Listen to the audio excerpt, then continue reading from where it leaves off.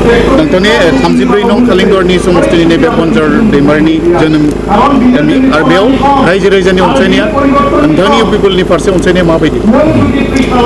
खुलुमबाय रायजो राजा नोंथांमोन दिनै बे थारायबारि गामिया बनजार दैमारिनि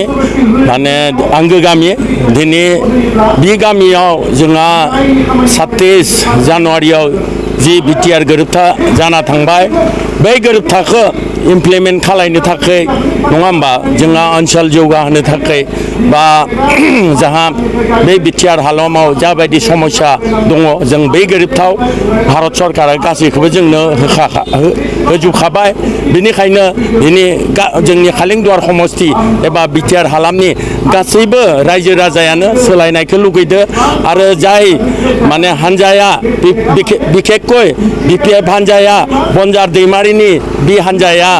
जि 17 बोसोराव जि माने जाख्ल'नाय बा जि माने जाबायदि दुखिया रायजोखौ ओनसोल जौगाहोनायनि गासिबो माने रांफोरखौ जाख्ल'जोब्बाय बिनिखायनो बयबो खुद्रिनाय फैदो